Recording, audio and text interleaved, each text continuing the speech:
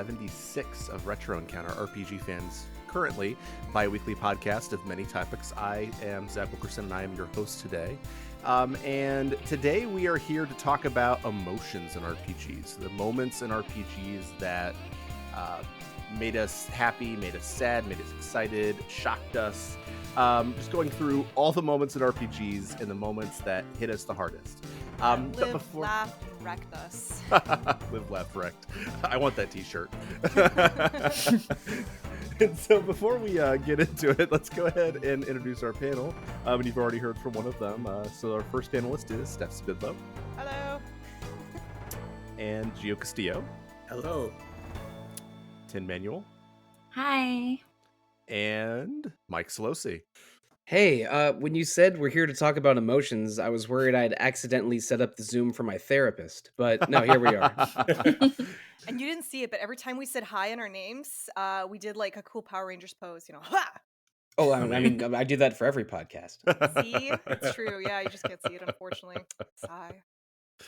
Video podcasts one day. Good idea. we did that for episode 200 of Random Encounter, and I'm still uncomfortable about it. Hey, I remember that. I watched the whole thing. Like, even when we have like video calls and I'm on them on staff, I just like don't have my camera on, so that's how I feel about it. I didn't have a camera. I didn't have a camera for that episode. I used my work phone, and I'm glad it didn't get me fired. But yeah, let's work in an audio only medium, please. It's best for me for sure. Before we get started, we're going to be talking about video games that sort of cover the gamut of our coverage. So we're going to talk about like some visual novels, but mostly RPGs. And we are going to spoil the bejesus out of them. If you're looking at the show notes, I'm going to try to put timestamps in for the different games that we're going to be spoiling. But we'll also name the game before we talk about it. Because let's be honest, oftentimes the endings or the biggest spoiler moments in video games are the ones that hit us the hardest. And so those are going to be the ones that we talk about. And we're just going to kind of talk through each one, talk about what worked for us, and we'll have other people chime in as we're going here. But we have a lot of moments to talk about, and I had a very difficult time cutting them down. So each panelist brought 2 moments today. And we're going to talk about each of them. We're releasing a feature around this too, right? Yeah, that's exactly true. I thank you for reminding me about that. As the features manager, I should remember that. But you probably, at this point, the feature isn't up, but when this actually posts, the feature should be available. So you can go check out some of the other moments that we like also as well. So is there anybody who really wants to get us started and talk about one of their most emotional moments in RPGs? Okay, you know what? I'm gonna go with mine. Mine's a pretty old game on this list, so why not? So one of the ones I started with was Breath of Fire 4. Just in general, like when I talked about we're gonna be doing an emotional moment feature, I did pick Breath of Fire 4. You could put quite a few moments from the entire series, though. It is a pretty heavy series, surprisingly, even especially for an old one that, you know, for the first 4 games was pixels, and you know you're like weeping about these pixel people. And like it's also one of those games that kind of takes you on like a lot of really aimless quests at first. Like, I don't know, you just start at the beginning, kind of living your everyday life, and then something terrible happens.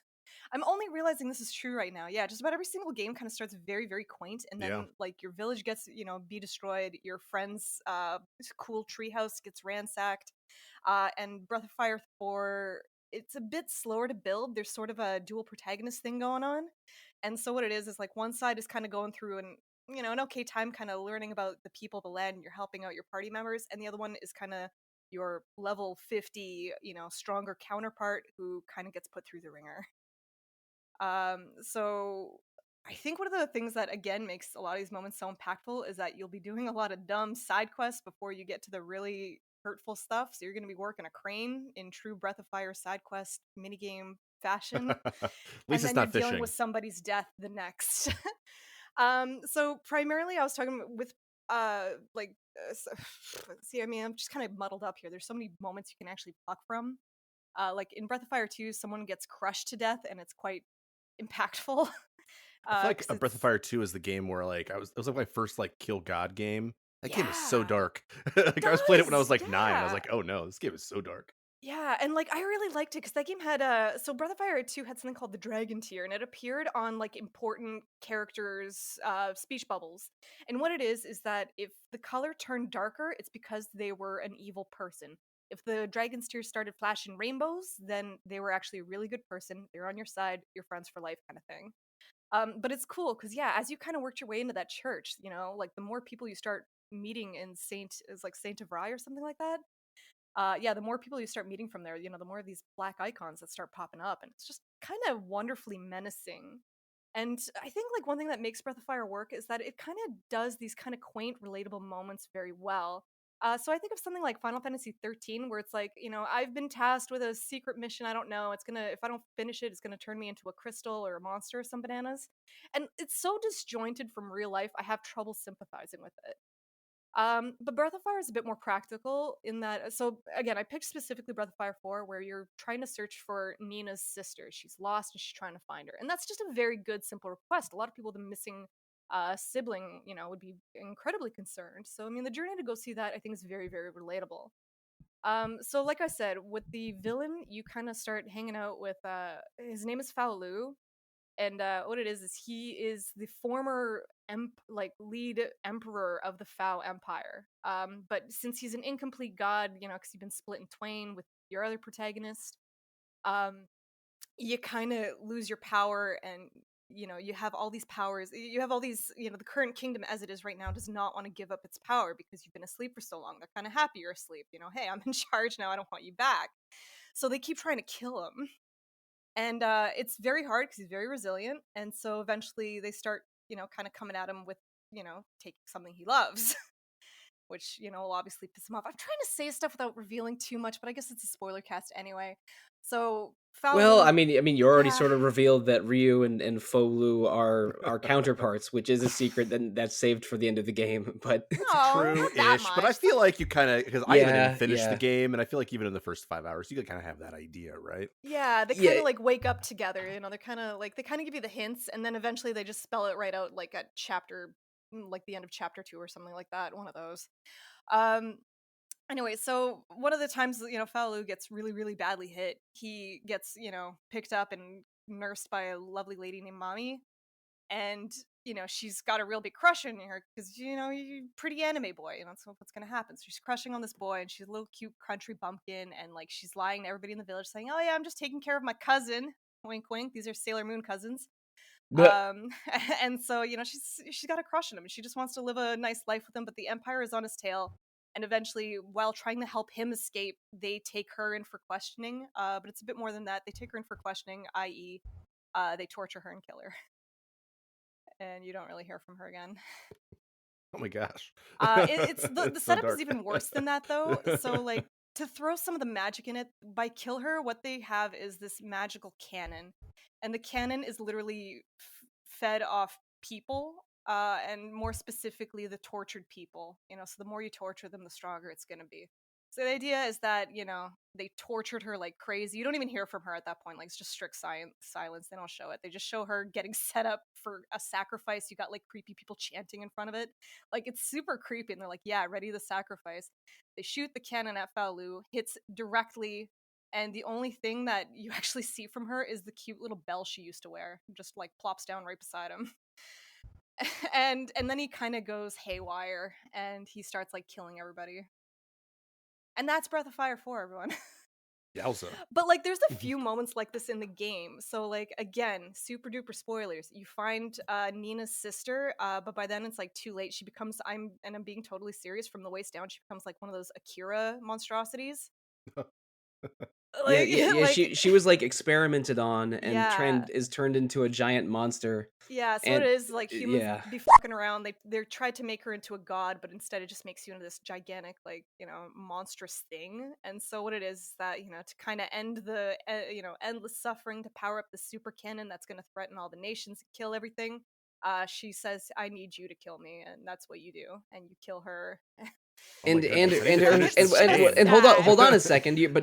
Let's not beat around the Yeah. bush a little bit. In your party are Yeah. Nina, her sister, Yeah. and Cray, Lover, yeah, her her lover fiance. slash boyfriend slash Yeah. maybe husband. It's been a while since I played that thing. So Yeah. it's Yeah, like when you finally from the get-go, Ryu's group is going to the Faux Empire to look for Nina's sister, and Faux Lu is going to the Faux Empire to try and reclaim what was his because he was like prophesied to sleep for 1,000 years or something. And Yeah. so the current Faux Empire is trying to destroy Faux Lu instead of welcome him back. And eventually it ends up like being the hero team versus Faux Lu, even though all of the most fun parts of the game Yeah. are when you get to use the level 50 like water dragon given human form Faux Lu to just wreck everything. So, like, Uh, in that, like, so you're talking about Faolu, which is him. He's trying to reclaim his empire, and you kind of sympathize for him because, yes, he had the girl that he liked, taken from him, and he deals with a whole bunch of problems on the way. Our team is kind of dealing with trying to find the sister, and eventually go after Faolu. What it is that we actually don't ever get to go after the person who made the canon, who made the sacrifices, who did the planning. He actually gets away with it. Is probably the meanest, like, awfulest crutch of the whole thing. The game has a happy ending, but like this one kind of elephant in the room is that like the one guy, his name is Yuna, he actually gets away with all of it. yeah, Yuna Oh my was goodness. he's like Breath of Fire's I don't know, like Final Fantasy VII Hojo or something. Yeah, honestly. Just someone who is Hojo lives, right? I don't yeah, remember. what? Does Hojo live? I could have sworn you fight him one more time, but I don't You remember you if you know live you or fight not. him right at the end of disc 2. Right. And I'm pretty sure you kill him unless it's I'm forgetting. Oh my god, I was brain yeah. fried about that return to Midgar point. I don't know why. I've played like the beginning Midgar part like Oh, 20 same here. times, and like Yeah. the rest of the game like The rest only of it about like 5 times through. 3 times. Yeah, I can't remember Yeah. anything that happens after Oops. the end of disc 1, which I almost brought that moment, but we won't talk about that. And well, We'll I get mean, there soon enough. quite recently, I played the beginning part of Midgar once over 40 hours. Yeah, But that's true. uh, Same here.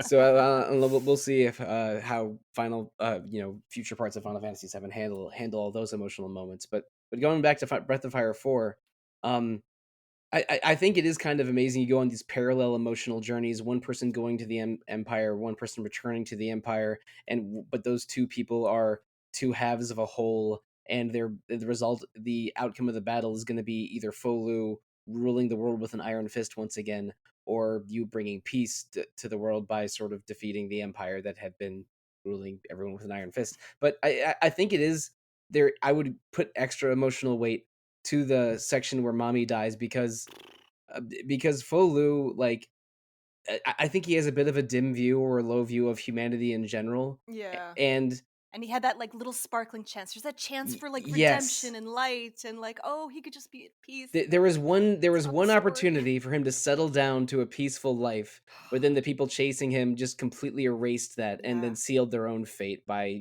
setting Folu loose. It was Do you remember Goodness that part of the gracious. game where it's like a boar opens a door for you? oh, I don't. I'm sorry. I have no So context for that, but I love it. it's Okay, so small. there are So so like many animal people in Breath of Fire Yeah, that that's fair. this one's like an actual animal, I'm happy to say. okay, so And that's it's what like makes it more tragic, okay? So like what it is like you save this boar from like being cursed in the woods or whatever. It's just a nice innocent boar. Like it turned into a monster because, these things happen in video games.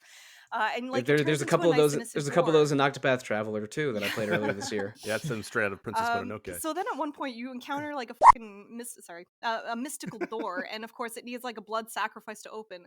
And your Falu's like, "Thou stupid boulder can't stop me," But then all of a sudden that boar you saved comes up and starts ramming into the boulder. There's blood, and like does it until it dies.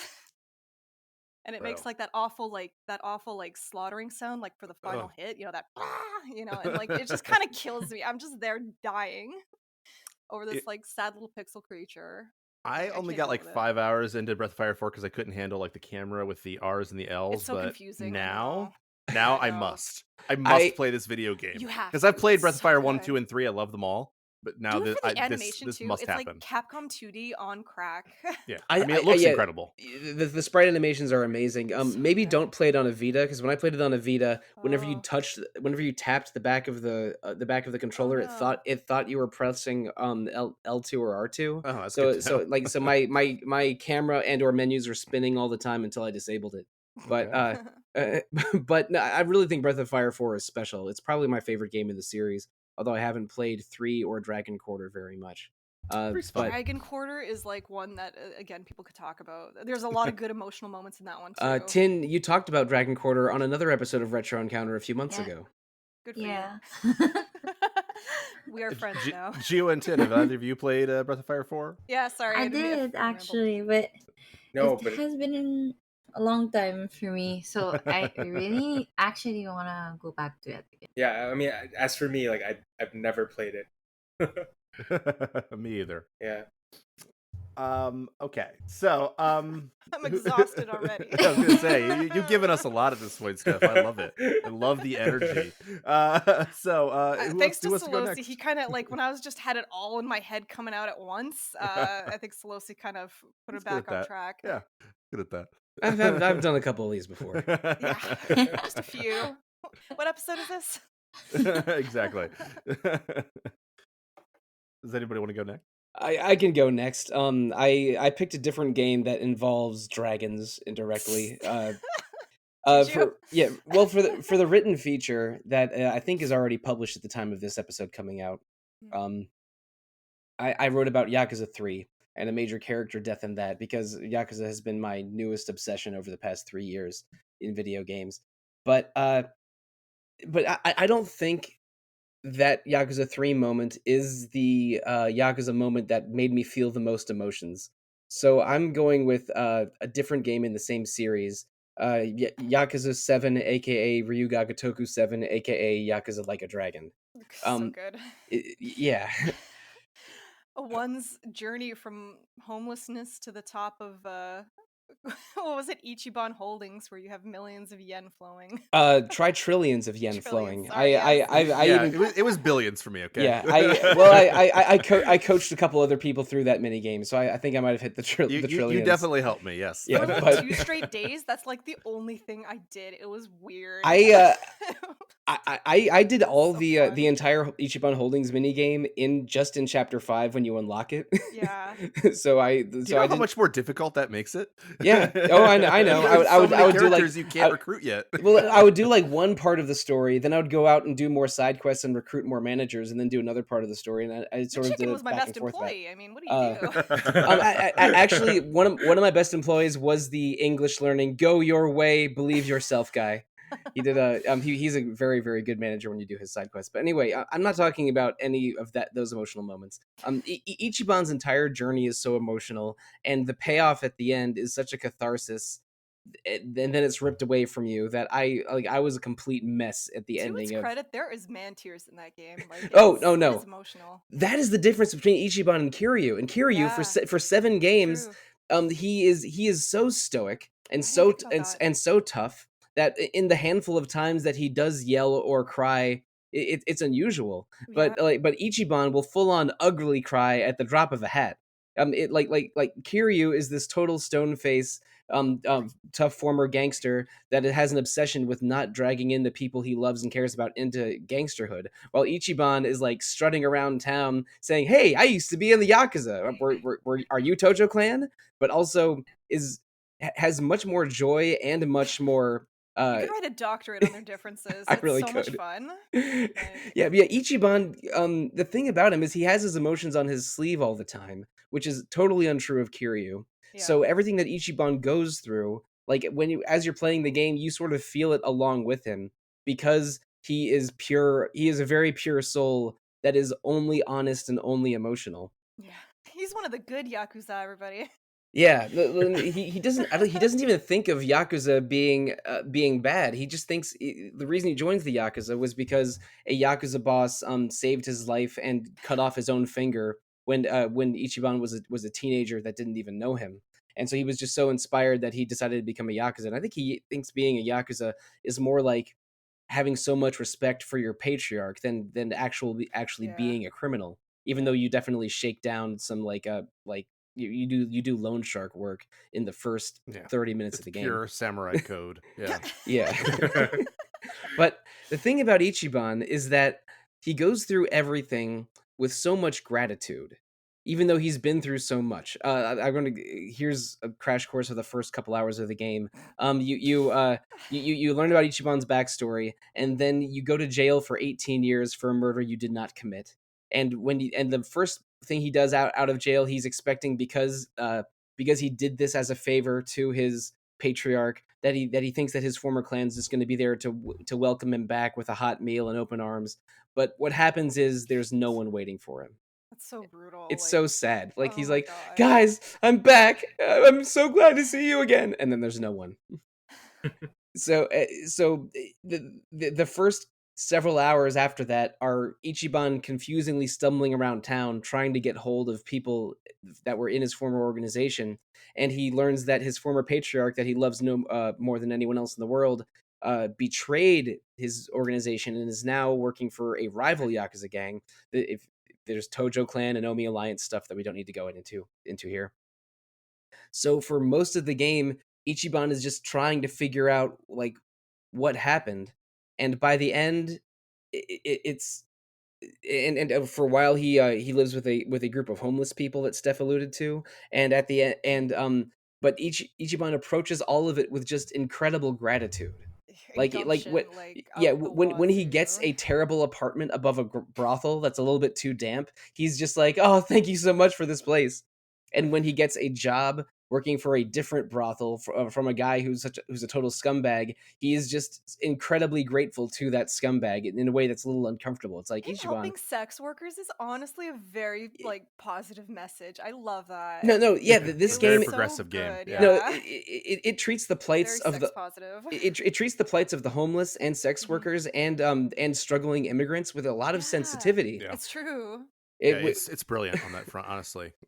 agreed, and the thing is, but Ichiban approaches all of them just as like as people that need help, and him as a person who wants to help. That just makes him just incredibly lovable as a protagonist. And all this awful stuff that's happened to him, the least of which isn't going to jail for 18 years for a crime he didn't commit. Skipping way ahead, he finds the people responsible for the crime that put him in the slammer. Realizes that they're behind. Yeah, it's, oh boy, it's really convoluted. But basically, the person that that put him in prison is now in charge of a national organization that is really harming the homeless and immigrants and sex workers, and the stuff that Ichiban like is wants to protect more than anyone else. And another antagonist kills the patriarch that ultimately was doing did this to sort of save his clan and not betray the clan. And so Ichiban does have a few, like 30 glorious minutes where his adopted dad loves him again. um, but Oh gosh. it's all ripped away when the patriarch dies, and there's a big scheme to sort of make it all tumble down. But basically, the two back-to-back final bosses of the game are you beating the pants off of the guy that killed your dad, and then beating up your former friend that put you in prison, and is trying to dismantle like the people that live in the lowest rungs of Japanese society. But and so it's a huge moment of catharsis when you get to when you get to beat up both of them. But then the thing is, at the end, Oof, Ichiban forgives him. Yeah. it's beautiful. Yeah. He gives him a hug and just wants them to be friends again. Yeah. And Totally in character. yeah, it's totally in character for him, but I could barely handle it. Like this game could have been a very straightforward, messy revenge story, Yeah. and it's a little bit like that when you're beating up the guy that killed that killed the Yakuza patriarch. But like you sort of want this guy that put you through all this to really suffer for it. And I mean, he does. You do beat him up and dismantle his organization. But Ichiban just like He walks just away. yeah, Yeah. he wants them to be friends and family again. And then at like right when you think Oh. there might be a happy ending, a minor character from that you haven't seen in a long time kills the Ichiban's friend in cold blood. That And was so brutal. Like everything was like it was just like that moment. Yeah, like with Faolu. It's like this is the moment. Like everything's gonna be good. No final boss. There is no game after this. Just peace. then they rip it away Just cruelly. ripped it away. Yeah. I went through so many emotional arcs over those last couple final bosses, not the least of which was because one of that first guy has a one-hit kill that Oh gosh. that made me start over from the beginning. Yeah, Um, yeah. but and I can use their names, I guess. Tendo is the guy that killed Mhm. that killed your patriarch, and Aoki is the name of the final boss. But like, If I recall, he wasn't even that tough, but he did like kind of the boss thing where he no, summons no, a bunch no, of no, no, goons. Tendo is the gameplay final boss, and Yes, Aoki yeah, yeah. and Aoki He is the just runs a Tendo emotional. was lot. tough. Yeah, Yeah. yeah, Tendo's yeah, actually a yeah. pain No, in no. the ass. Tendo's the gameplay final boss, and Aoki is the emotional final boss because it's only like 4 or 5 See, this game rounds is of such an punching each other. RPG. It's not even funny. It is like it's. I feel like it's really easy to kind of underestimate just how great Yakuza is. I think people see it as like a GTA kind of, pivot. But it's a lot different. It's really a lot different. I think it kind of structures the story more in a dramatic affair. No, it is, and It's a I lot think less realistic and just more of that kind of tells a story. when they were marketing those first couple games in the West, they tried to sell it as Japanese GTA, but really it's more like if It's more sandbox, like real life sandbox. it's more like this team of Japanese developers Uh-huh. played like 10 hours of Shenmue, then watched 1,000 hours of anime and old samurai and Yakuza dramas, and then That made a game like works. that.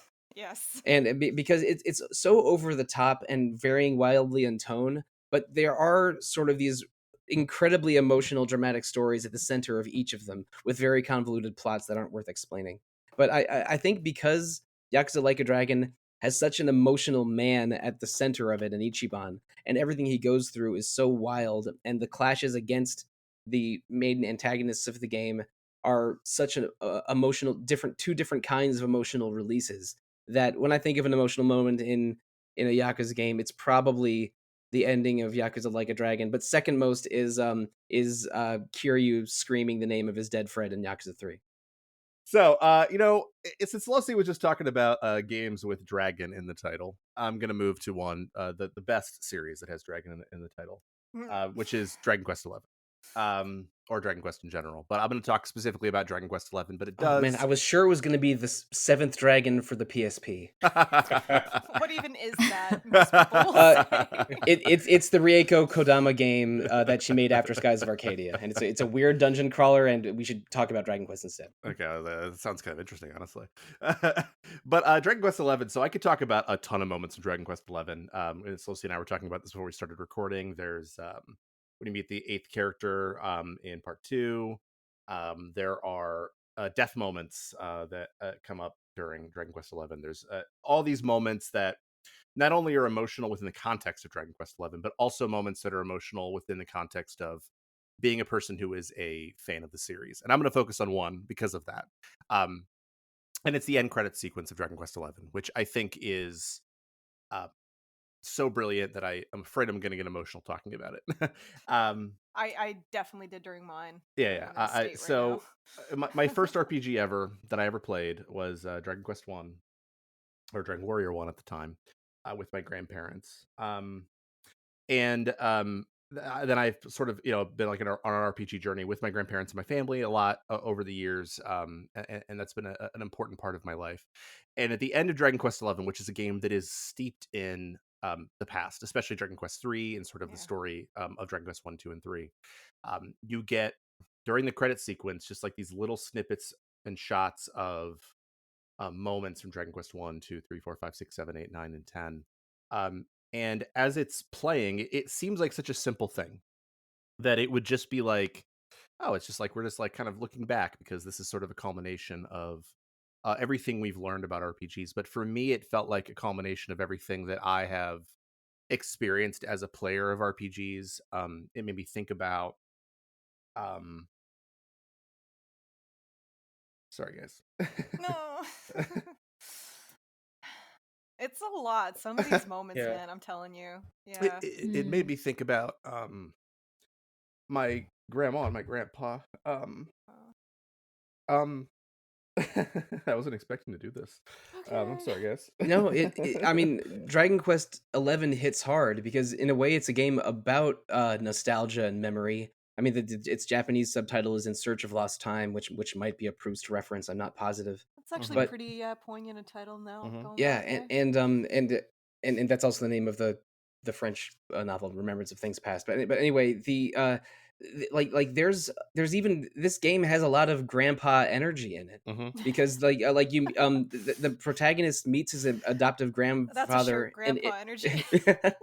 in a flashback sort of time travel thing, and then there's the moments where the character Rab like goes through the ruins of his lost kingdom and thinks about his daughter and son-in-law that passed to save him and you, the main character, because Rab is the main character's grandfather. And then with that, there's a lot of moments like that. But then in the end credit sequence where they go through the first 10 Dragon Quest games and sort of like from the 8-bit era to I guess Dragon Quest 10 was on the Wii first. It makes you think of your entire Dragon Quest journey, and it hits so many emotional and nostalgic notes that if you have any love for the series, then when you're going through that end credit sequence, all of it will come flooding into you at once. I'm sorry to put you on the spot, Zach, but I think like you probably did think of playing those games with your grandparents, like when you saw those end credit scenes, and I'm sure it was incredibly powerful for you to have such a personal connection to Dragon Quest One and No, see it play out. and it's you're totally right. I mean, like, and part of my emotion with it is my grandma just died recently. Sorry. And I'm sorry to hear that, man. no, it's fine. I mean, you guys, it was a while ago, but my point is this: that like it is such a beautiful way of um representing like sort of RPG's journey in general. Like you can sort of see the way that the medium has evolved, and Dragon Quest isn't exactly known for its evolution, right? But The developer's kind of mature. right, exactly. And so you've seen that evolution, and you've seen sort of especially for probably most of us who are on this podcast, right? Like we are people who grew up on these games, and regardless of your personal connection to those things, like you still are a person who has been raised almost by RPGs, and you can sort of see it even if you don't love Dragon Quest. You know what I mean? Like I know that some people aren't huge Dragon Quest fans, but you recognize how significant it is. And I think that is what makes that moment so powerful. Yeah. I wept openly at the ending, and Dragon Quest One wasn't my first RPG. I got into those games sort of after I got into Final Fantasy and others, but like It had a bit of a weird release history here, though, so it's probably not surprising that a lot of Dragon Quest fans got found later. that is true of me at least. But I had Dragon Warrior on the NES, and that game just terrified me. I rented a couple of them, but didn't really get into them deeply until I played Dragon Quest 4 and 5 on emulators in the 2000s. But anyway, like that end credit sequence will make you think about everything you love about the series that you've played up to that point. While I was watching it, at one point I thought, is this going to be the last Dragon Quest game? As Yuji Horii, is he just deciding to look back on everything and make this the last one? Do But you think that's why they're kind of talking about 12 being a different direction a lot? I don't know. I don't want to speculate too much about what 12 is, but I really think that Horii and the other writers of these games, like their personal experiences do show through a little bit. Like when Horii had a gambling problem, he put a casino in Dragon Quest. He's commented on it in interviews before, where he says, "Well, yeah, I had a gambling problem for a while and lost a lot of money, so I put a casino in Dragon Quest V so I could save, go to the casino, and if I lost all my money, I could reload." And so just and I think that probably he was at a point I think he was at a point in his life where he was thinking about the past a lot and about maybe his legacy, maybe his grandchildren. I'm not sure if he has grandchildren or not. But so he made this game that's about memory and has big grandpa energy. That's interesting. Yeah, I think you see a lot of the context of developers kind of start flipping as they go from, I hate to say it, but like, younger bachelors to, being, family men, I guess. And just some of that perspective and how they write, I think, flips a little bit. Yeah. So I feel like I haven't heard from you a lot, Gio and Tin. Have either of you played Dragon Quest 11? I do have it, but I haven't started on it. It's a long game to start. I'm personally like saving it like for because like I'm trying to go through the series like in order, and I'm Yeah. still in It's a like great way to do it. Dragon Quest 6. Like I want that feeling of like because like you said like it references each and every Dragon Quest games. Like I want that Mhm. feeling of like all of it like coming back to me at the end. Like Yeah. yeah, It's a good way to do it. I mean, 9 is not as easy to play nowadays because of just the online functionality not working as well. But 1 through 8 definitely worth getting through yeah, before you play 11. yeah, 9 is screaming for a Switch remake Oh, because I agree. that's the console with the built-in community and mobility to maybe Sentinels, right? Sentinels of the Starry Skies. Yeah. Okay. Um. And I think I forget this Japanese title, but it's about angels and wish granting and but Yeah. also about community and multiplayer. It's its own thing. I But totally live for the differences between like the Japanese title versus an English title. I love that kind of stuff. I live for the differences in the covers too, especially Dragon Yeah. Quest. Right? It's like some big CG thing on the American cover and like very cute basic artwork from Akira Toriyama on the Japanese one, if I recall. It's always that. It's It's always so good. always that. But I don't know. You Yeah, get two different flavors at least that way. Whatever. I agree. So Dragon Quest 11, good. Go play it if you haven't yet. We're gonna move to our next person. So from like a dragon to Dragon Quest and to taking care of a dragon in Monster Rancher 2. So for me, I'm not sure if some of you played it here or Oh, I I've put played in my Monster old Rancher. Green Day and Offspring and Blink 182 Yes. CDs into my PlayStation to see what monsters they would create. That's such a cool system. yeah. I'm surprised you never borked the game. So yeah, my first impression of this game was like I really find it uh adorable or in it like I witnessed my brother playing it first, playing Monster Rancher 1 and 2, but only like parts of it. Not really didn't see him like religiously watched him the entire time. So like the gist that I had with this game is just like it was just like those um uh Tamagotchi thing back then where you like take care of your pets and then you feed them, you train them and like you just watch over them daily and with that concept I was just automatically intrigued by it and I told myself I would want to play it whenever summer break would just come. So yeah, I was still young and I totally don't remember anymore what year was that, but I was just still in grade school or elementary. So um yeah, I decided to give it a try and my first monster pick was a mochi. It was like a glutinous monster that was jellies and was It color literally looks pink. like the mochi snack Yeah, almost. yeah, Yeah, the Japanese mochi snacks. yeah. I think that's It's why they so named it that. cute. Yeah, it's so cute. Yeah, Yeah. yeah.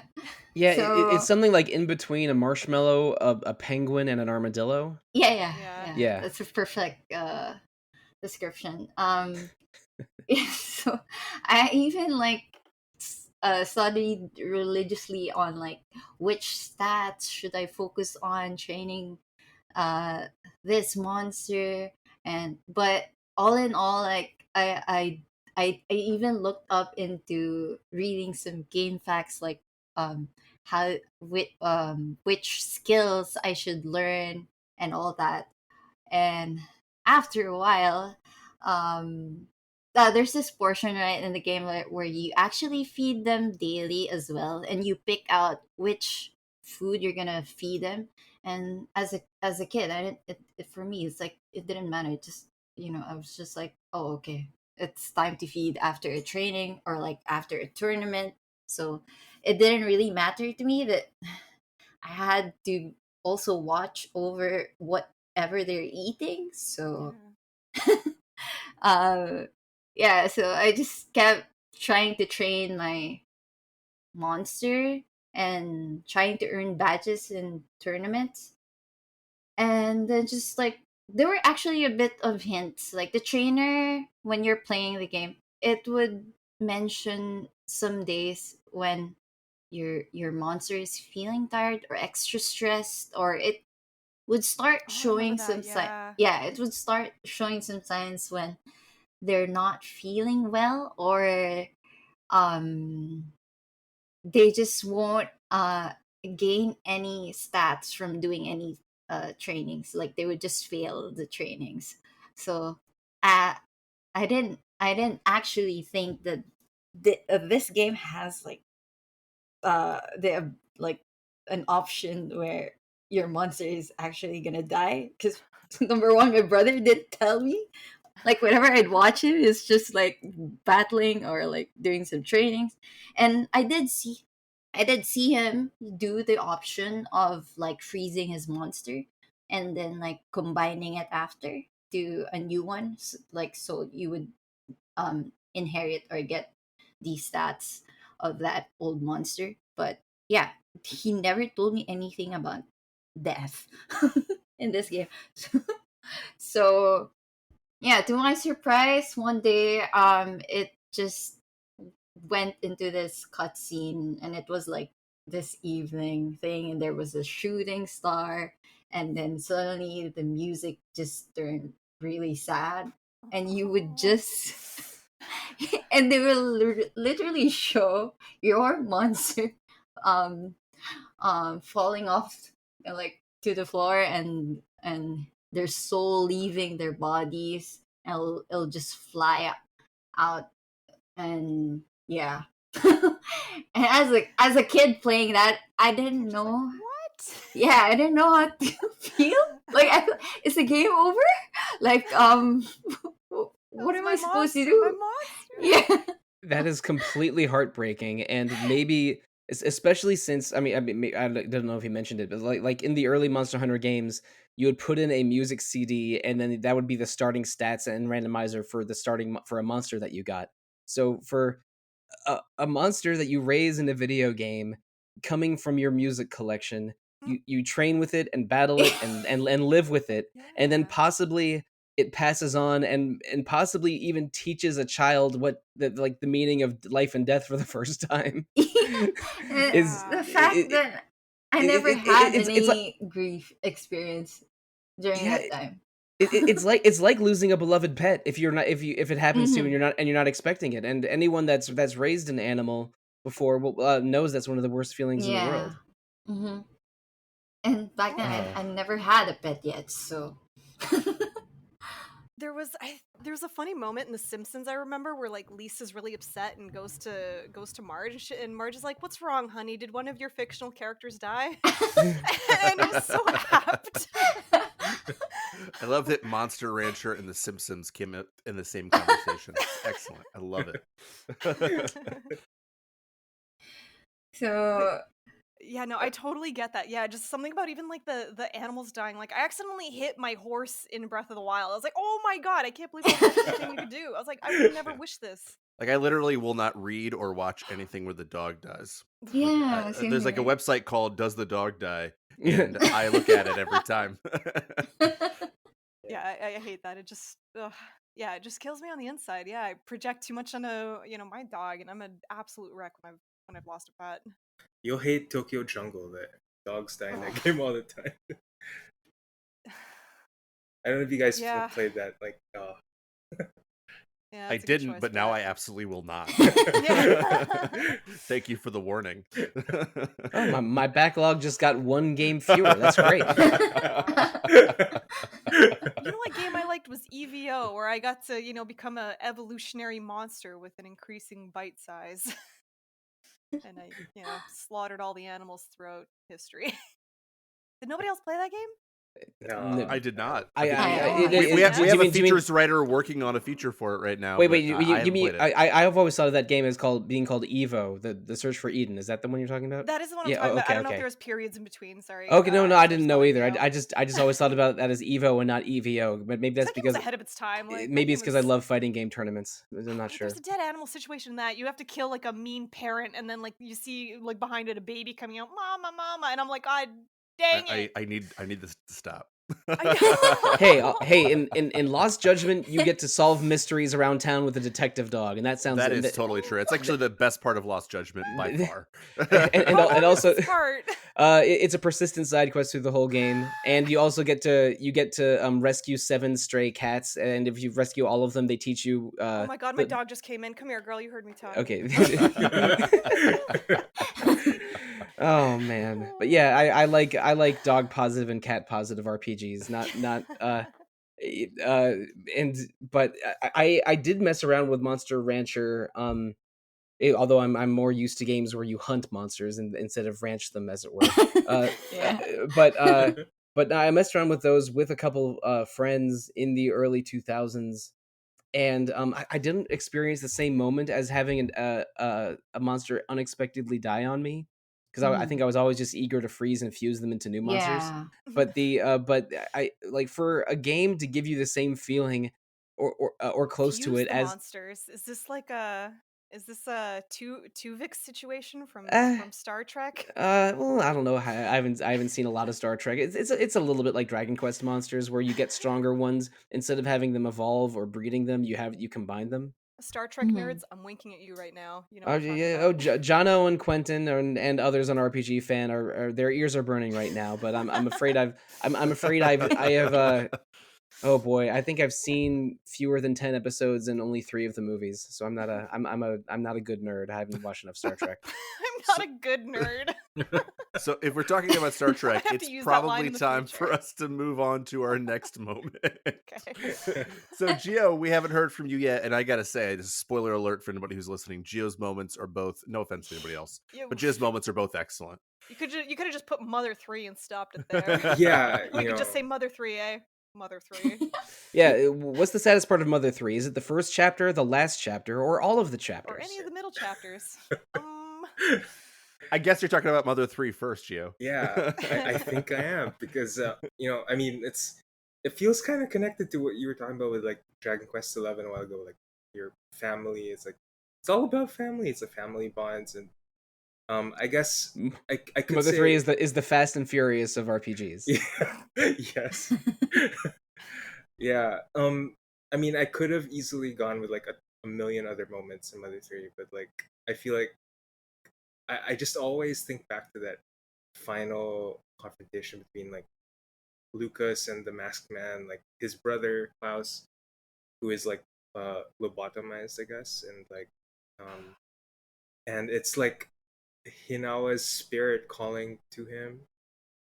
This is And after a certain pig army boss as well, right? yeah, after like he gets imprisoned it's in a heavy. yeah, it's heavy stuff. Ugh.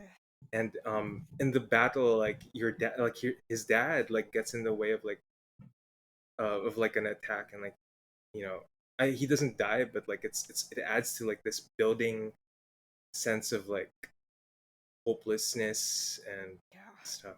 Yeah. And what always gets me is like the kill shot, the line that Hinawa tells Klaus, like, you must be so exhausted, come to your mother. Oh my god, it it screws me up every time. It's just this beautiful story, and like the music that plays throughout, and then there's like this flashback to when Lucas and Klaus are like kids, like, or like infants, and then they're like Hinawa and Flint are like talking. They're like, hey, like I like, they were like, what, how do you want these kids to grow up to be? And like, they're like, Hinawa's like, oh, I want them to be kind like you. And then Flint's like, oh, I was gonna say I want them to be kind like you. And it's like, oh, my heart. I mean, it's so devastating, because the first chapter of Mother 3, Hinoa passes away and Lucas goes missing, and then in the final chapter, like, Lucas sees his brother for the first time in years, and it ends with that line from Hinoa, presumably from the great beyond. It just, this game is full of so many emotions, and they just hit you all at once after that final confrontation, because it's a one-on-one between Lucas and Klaus that that is just absolutely devastating, with like sort of Lucas sort of wants to save his brother, and Klaus is sort of slowly remembering his brother, Oh my god. and it is absolutely devastating. I remember playing that part and my jaw was just hanging there. Like you could throw things in it, you Yeah. know?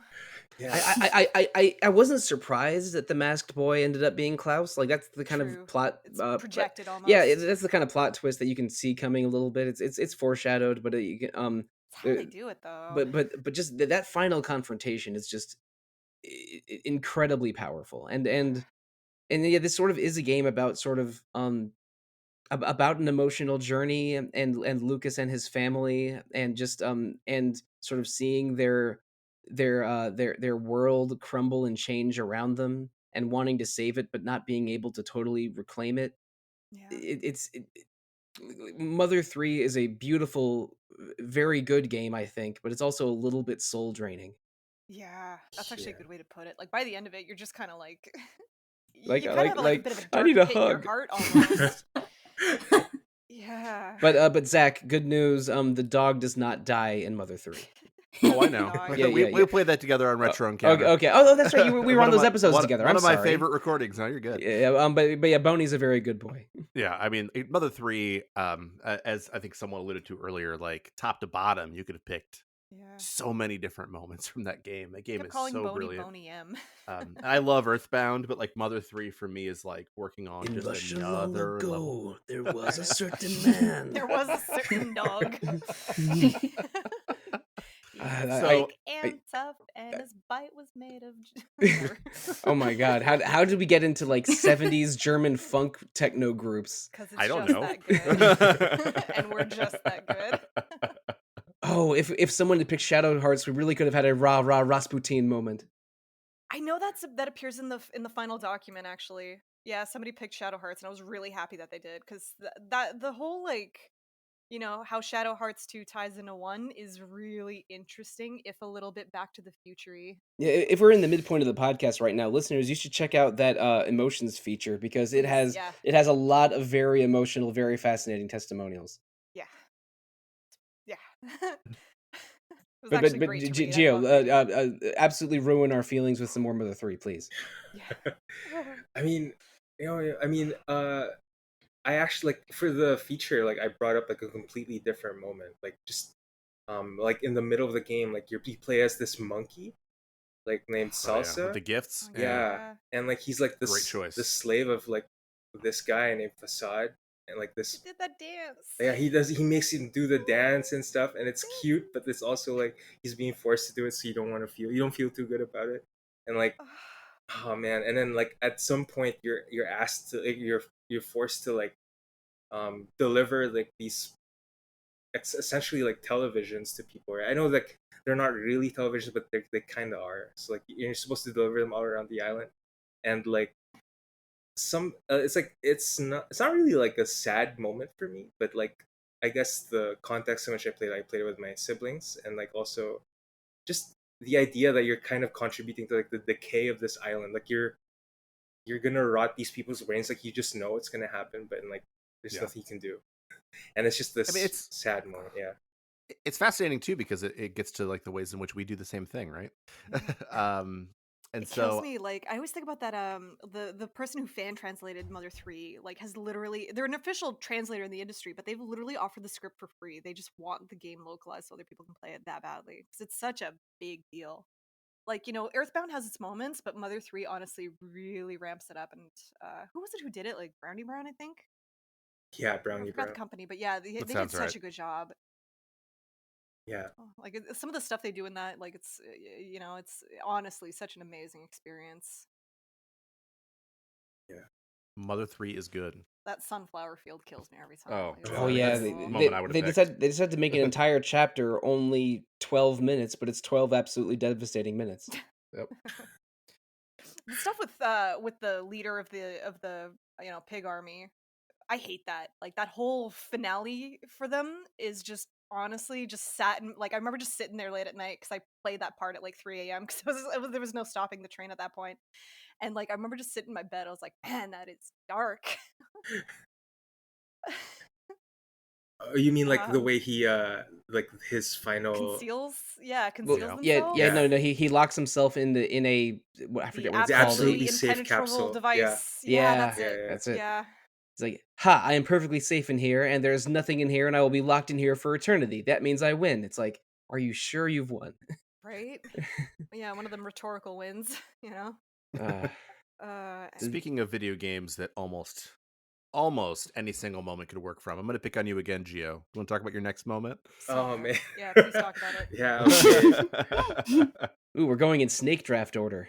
And so Indeed. exciting that we're gonna get the HD update of this game soon. Like, I know. I can't even tell you how exciting that is. I think If what am I saying? if you're You're yeah, right. who do you think you're talking I'm to? taking like a month off of work. I don't care that I'm a teacher; they can teach themselves. Oh Screw my them. gosh. Oh, weird. This They can teach semester themselves. our curriculum is unusually Suikoden II focused. Which, speaking Like, of, what? Gio, go ahead and talk about Suikoden 2. Yeah, I mean, it's. I mean, I kind of had a theme. Like, I went with a theme for like my picks. Like, they're both basically about family and like love. Like, I know Rio, Nanami, and Joey aren't Yeah. really like related, but they're basically a family. And Yeah.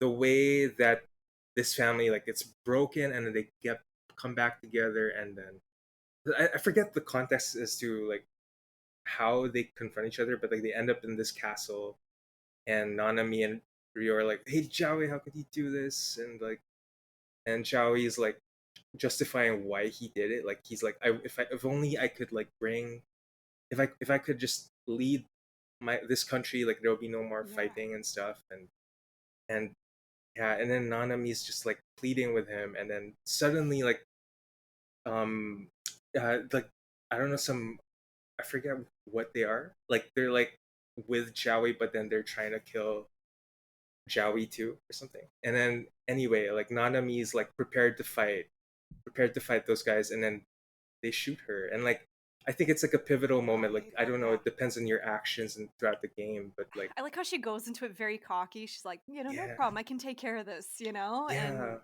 you kind of almost believe that confidence. She's that kind of Genki girl where it's like, yeah, she could do anything, She's. Yeah, she's almost a comedy character sometimes. Like her animations in battle are sometimes her like goofing around with and Yeah. having tea parties with the enemy and such. I And hope they turn the so for flash down for that attack because holy crap. But like but Anyways. sorry, like her animations in this scene, like the only time Yeah. you ever see these animations, and they're just so heartbreaking. Like the way she looks at Joey, like the way she looks down on the ground, and like, oh man, you can tell she really loves Joey, and she just really wants the three of them to, you know, be Yeah.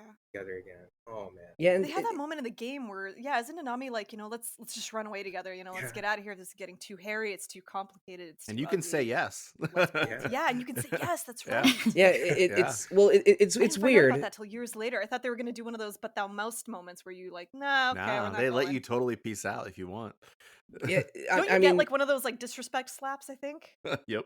Yeah, yeah. one of your party members is like, Nanami will slap a fool if they deserve it. But like I mean, Gio alluded to this a little bit, but I mean, you start out as three best friends, or adoptive siblings in Nanami's case that are caught on one side of the war. Then Joey gets the idea that if he switches sides and takes over Luca Blight's army, then he can end the war and have the fewest number of people die by just ending the conflict early and decisively and brutally. But but that puts them on opposite sides. So Rio's sort of fighting for justice and freedom. Joey is fighting is on the more oppressive side, but he wants to end conflict. And Nanami just is like, why can't we just all be friends why again and can't stop we fighting? be friends? And it's so for her, the ultimate sort of like character that wants peace and is funny and sort of a ray of sunshine character, to be the one that passes away in the turning point of the game, but comes back later if you unlock the true ending, like is completely emotionally loaded. It's and I mean, they're for a second, Gio, I thought you were going to talk about the duel between Rio and Joey at the end of Suikoden 2 Mhm. instead. which is another completely emotionally fraught moment. Them two teaming up though, because they're both so pissed, is such Oh a man. great cathartic moment. Oh man, when you though. get to use the Unite attack again after so long. Yeah. Oh The man. thing that wrecks every single mob in the game. Yeah, I mean, I think that like the two moments that I would have picked were not this moment, but they like I think it is part of the important arc of this. Like them, like Nanami and Ryu waiting with Pilika outside of Oh. the gates of Muse is Yeah. like the beauty of the shot while they're waiting is amazing, and then what Sollosi was just talking about. But I think it creates this incredible arc um, of these characters and of these moments and of this like really fraught familial relationship. And I think it's what makes Suikoden 2 such a brilliant game. Yeah. Is that it is willing to look at these people as people in their flaws and in the ways in which they fall short, but also the ways in which they are trying so hard to do the right thing, even if they are at polar opposites. In no other video game They has give you a lot pulled of it time for off that way. dialogue like that, Yeah, where they exactly. talk to themselves and really give you those moments where they open up. Yeah, it's beautiful. Yeah. That's what I love about Suikoden 2. Like, it doesn't really cast judgment either way. Like, it really just presents Right. their And case. it's fascinating too because it has like this monstrous villain on this one side Yeah. who's sort of this Yeah. force of nature, and every other Suikoden game tries to do it, and they mostly succeed in a lot of ways. That I think one in some does. ways Suikoden 1 is actually more successful in making everybody's position sort of understandable, but not in the emotionally fraught way that Suikoden 2 does it. Because even in 5, which I won't, we're only spoiling 2 right now, I promise. Even in 5, where people betray you, like it's still not really a betrayal. Whereas here, it is genuinely a betrayal. Yeah. Yeah, it's kind of But incredible how it's Suikoden. amazing. Yeah, Suikoden 2 has maybe the most one-dimensional villain in the series that I've played, but his extremism, like put next to all these other characters with complicated motivations and emotions, makes those complex characters seem better because they have to defeat that force of nature. One-dimensional Luca Blight sort of requires cooperation from everyone. Even Luca Bright, like he had a pretty awful upbringing, if I recall. Like he's Yeah, that's not a stuff you learn product of like through love, to like say the drama least. CDs and stuff. But yes, his childhood was rough. And how much of it was him and how much of it was the Beast Rune is kind of And so, like, you don't is want to open to sympathize, but you interpretation. understand how they got the way they got. We have a whole podcast about that very issue. Yeah. We do, and I RPG think villains. when that remake comes out, it might be time for another podcast on that topic. Oh, for sure. We agree on that. That'd be great to revisit. I think it'd be a great idea just because, yeah, we got to talk about it. Okay. We have Everybody 4 allow more a moment moments. for a deep sigh to get the feelings out. I know, right? Start fresh. I need it. So we have 4 more moments. Is there anybody who's really dying to talk about their next moment? I can go. I think mine's pretty good to get in with. I didn't want to be too complicated with this one. I really wanted to go with Final Fantasy 9. But I think that's a lot of like really good happy moments. And I 100% believe they are, remaking slash remastering 9. So I think we're going to be talking about that one in the near future, anyways. But let me just say it: Final Fantasy 10. It's that ending. I remember like I don't know. I was like a tween when 10 came out or something like that. I was kind of just learning about my budding emotions and all that stuff. But the ending of 10 absolutely wrecked me. And then when I replayed the game and I still knew it was coming, the ending of 10 once again absolutely wrecked me. Just the way it's done is just really well done. Um, so stop me if you haven't heard it before. But anyway, so essentially you find out in the end that your main boy is a part of the sort of, how do you describe the faith? I don't understand it, I'll be honest. I still don't get it. I think of them as sort of like a ancestral spirits that are sort of anchored to the world by those shrines. But they Yeah. have a lot of power and influence, That's a good way of explaining it, yeah. yeah, and Titus and Jecht were both dreams that of the dream. faith, like from a dream world that the faith created, but brought into the real world because they had some task to accomplish. So Titus is a flesh and blood person, but he's only there because the faith dreamed him. And when Yeah. when the ending of Final Fantasy X basically allows the faith to pass Free, on yeah, and move permanently, on. that also means that Titus disappears. And it's the presentation of such is that like the cat was out of the bag before the ending actually happened, so it's not really a surprise to our hero, but it is a surprise to the party. And of course, you've already been very intimate with Yuna at this point, so she's saying goodbye to her ghost boyfriend, and it's just the presentation that like she tries to run and hug him and she falls right through him. It's so heartbreaking that you can't even say a final goodbye in the real way. He's already become Is it a weird that when you said that, misty I thought to moonbeam. myself, no, I thought Auron was the ghost boyfriend.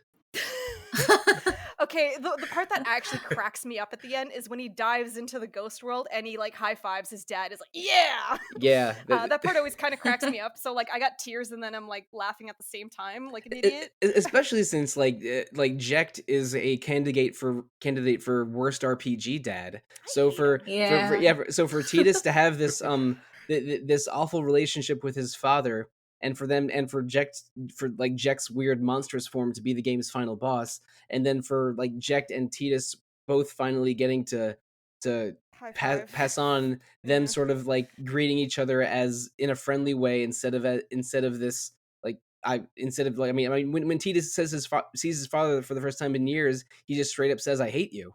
And I it's, loved so that. That was cathartic for me because I sadly do not have a great relationship with my parents. yeah, but Uh, there's so much going on here because like Titus has this good relationship with Yuna that it's beautiful young teenage love, and this awful relationship with his dad, and he's being torn away from this world with Yuna that he loves to go spend eternity with his dad. Maybe Great. is a little weird.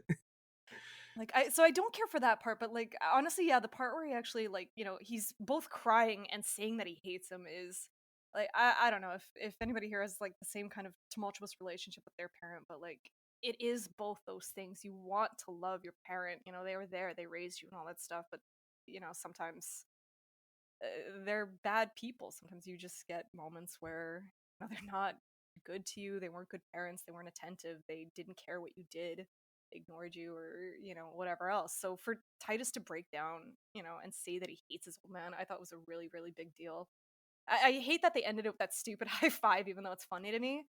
And yeah, I know I was talking about Yuna, but like I don't know, I thought it was a big deal because it's interesting that not many games always present their parents in such an evil Yeah. light like that, and they yeah. do a good effort to show that Jecht is a bit of a son of a bitch in, Yeah. in any way you slice it. Like his mom is not even a real playable character; she's just mom, and she looks like a basic lady.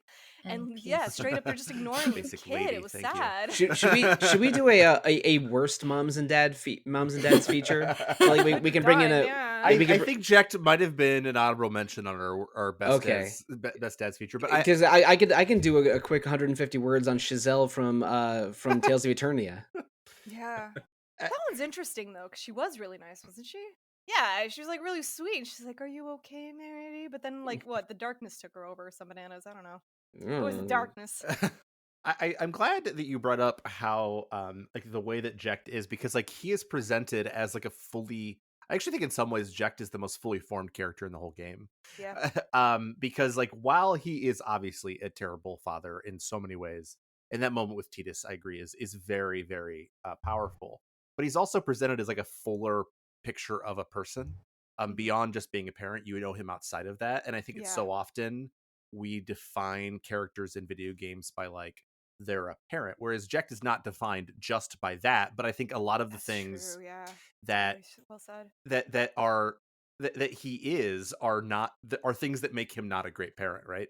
But he also is like a weirdly kind of likable character in some ways. Yeah, And so I think that Jecht is actually one of the better Final Fantasy characters. absolutely. And because of that, I think that it allows us to hate him in a real way, the same way that we might hate our parents in a real way, or it helps us know why Titus hates him in a real way. And I The think it's balance they really strike important. between. Oh, sorry.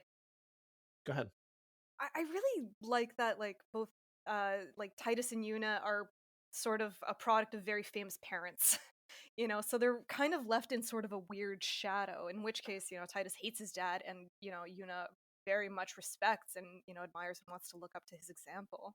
And And it's also like Jecht is only known as a hero in Spira, and was yeah. a Mhm. famous blitzball player in old Xanarkand. But And stop and me if this has ever happened to anybody when you have people over and your parent is a pain in the ass to you, but oh my god, are they the sweetest person when you have company over? Oh man. yeah, it probably tears Titus up that everyone loves Jecht except for him, Yeah, the person Mhm. that Jecht is supposed to love. yeah. So I actually weirdly think it does this kind of celebrity parent idea in a very interesting way that's not really Mhm. done, to be honest. You know, it I've really never thought about it presents a that way, much but more ambivalent picture. Where it's like, you know, at least Braska was a really common cool guy, but like, you know, Jecht was Mhm. the guy smoking at bars and dealing with brawl all on his Yeah. own. Kind of guy I'd like to have a beer with, but that's about it. That's a great way of putting it. Yeah. He's like, you know, did you have to go back to your family? Huh? Oh, yeah, Yeah, them. exactly. Oh man. Oh yeah, yeah, oh yeah. So anyways, so at the end, yeah, you know, Yuna runs through her ghost boyfriend, but I do love the final visual where he like fake puts his arm around her and he's still kind of, you know, clipping into her, but like it's still that symbolic hug that I think is just the sweetest thing. Yeah, and don't And then he don't came back in yeah. the second game for some reason. Don't they say like "I love you" at the end? That's like a first, right? If I'm not mistaken. Apparently, in the Japanese version, they weren't like that. I kind of prefer the "Love You" one. It's a bit more clear. I think she just says like the "sayonara," like that definitive, you know, farewell in the Japanese version. But yeah, in the Ah, American one, it was more like a "I love you." A little hokey, but I think it gets the sentiment across a bit better than "bye." I think they've earned that. I love you, yeah, like I for think they sure. did. Yeah, yeah, that's Yeah, what I'm saying. yeah, for sure. I agree. They're making 10-3, aren't they? I Gonna mean, do it one day. I'd play it. I sincerely think they want to remake 10. Oops, sorry about that. Oh, kitty! That was delightful. I'm not cutting Oh, whatever. that. Okay. So we have three more moments here. Yeah, do we want to have a double shot at the end or the I think we're gonna do a double shot at the end. So okay, we'll go with you next, Sollosi. works for me. Yoko Taro was earned a very emotional baggage kind of king, I think. Yeah, Yoko Taro is a master emotional manipulator, but we're not going to talk about him yet. Yes, sorry. Instead, I mean, we've talked a lot about character deaths or near deaths in this episode, so and that makes sense because a lot of emotional moments in RPGs are surrounded around are you know surround character deaths. So I decided to talk about a series for a little bit that's basically about characters murdering each other in specific order and fashion. Danganronpa is three games and three one and two halves of an anime. About that are about in general they're all about a group of teenagers being locked in a confined space that is ruled by a strange bear named Monokuma, and the only way to escape is to kill each other uh and uh and then hold trials. So but if a murderer is discovered, then they're executed, but if a murderer gets away with their murder at the trial, then they're allowed to escape. So it's It's generally another one of those moments where it's like, you know, hey, if we don't murder each other, everything will be fine. We'll be let go. they Murder try that a just couple occurred. times. Yeah, They try it's that a so. couple times, and then Monokuma will usually change the rules or torture them in some way until murder happens. There's a moment in Danganronpa 1 where Till murder happens. yeah, yeah, It's just yeah. a fun way to Well, say it. there's a moment in Danganronpa 1 where he basically he sends everyone a letter, and then in that letter Yeah. is that person's deepest darkest secret, and if a murder doesn't happen the next 24 hours, then everyone will get to learn everyone's secrets. And another one in Danganronpa 2 where they're everyone's locked in these strange tower buildings, and there's going to be no food or water until someone dies. And there's emotional moments around those chapters that I Then could there's an talk about. emotional moment where they put a perfect couple together. Yeah, I almost talked about that. That's the same one with the starvation in the weird houses. That one messed me up, but there's so many I could talk about because what Danganronpa does is put these teenagers in impossible situations where they're forced to kill each other. The circumstances are always weird and convoluted, and Yes. and a lot of the time, especially in the one that Steph was mentioning, you sort of like really grow to like or love these characters, and then again cruelly one of them is torn away from you. And sometimes like these characters have friendships and relationships, and the death of one will devastate the other. And Yeah, and then it starts to lead to that collision effect where it's like they're emotional right now. Maybe they did something in the next one. yeah, it's so messed up, and sometimes a character that suffered incredibly in the previous trial or murder gets killed in the next chapter, and it almost feels like you're putting down Old Yeller. It's it is completely devastating how this is a game about death and murder and solving murders. Old Yeller the game. Yeah, oh god, I'm not gonna play that game. Zach, sorry, Old Yeller the game probably has the dog die in it. I'll pass. Okay. But to my knowledge, no dogs are killed in Danganronpa, but there are some bear robots destroyed and some hamsters adopted. I love the I hamsters. I know I love the hamsters too, Steph, but we're not going to talk about the hamsters today. I I'm promise. glad they were fine, right? Yeah, yes. Yeah. Oh boy. After something horrible happens, the hamsters are adopted. Okay. I feel saying the hamsters is adopted really narrows who Well, happened yeah, to yeah. fight. Minor They're the best character though. yeah. Hands down. Midpoint spoilers Best for my character. favorite. For Best, my yeah. favorite, midpoint spoilers for my favorite character in Danganronpa 2. Should I just talk about him instead? No. It's literally one of those characters where they funneled all the good ideas in one character. Yeah, and at the beginning he seems ridiculous and stupid, but by the end you're like, oh my god, top 5 character all time. But to quote him, ha ha! Like it's just that. Yeah, it's just oh boy, I love that guy. But anyway, we're not talking about Gundam and Sonia from Danganronpa 2. I'm just gonna stop beating around the bush, I guess. Like when I was thinking about the I love char- Sonya. the characters in Danganronpa that I got the most emotionally invested in, or whose death I was the most emotionally destroyed by, I went back to Danganronpa 1 and the character Sakura. Sakura is a martial artist girl who She's the wears best. she wears a very cutesy feminine a jet schoolgirl uniform. Kind of looks like Sakura from Street Fighter actually. But she herself is heavily muscled with with like a very angular face and wild hair. So she's like a scary looking woman who's dressed like a cute schoolgirl. They Which never explain it too. It's just one of those things that is what it is. it is what it is, and she is terrifyingly powerful. Like she's the only Yeah. person that can like physically match up to the murder robots keeping you in this boarded up schoolhouse.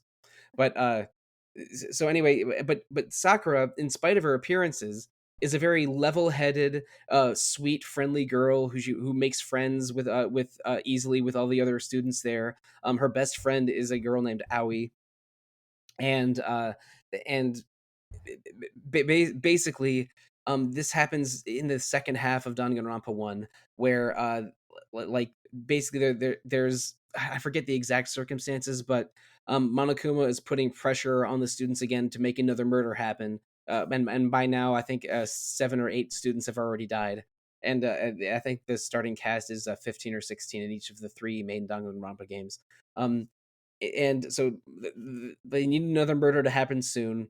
And spoilers for this entire case, in the middle of Danganronpa 1, Sakura decides to take her own life in a way to sort of spite Monokuma and not have anyone need to commit murder again. And but that's not clear at first, because when the murder scene is discovered, it's been tampered with, and Aoi basically like sees was the person to first discover the body, but she believes that Sakura has been murdered. Wait, no. Sorry, she believed that Sakura was forced to kill herself, so she messes around with the crime scene, takes away the letter that Sakura left, and during the trial afterwards, Aoi is accusing people left and right, and sort of casting despair and doubt everywhere.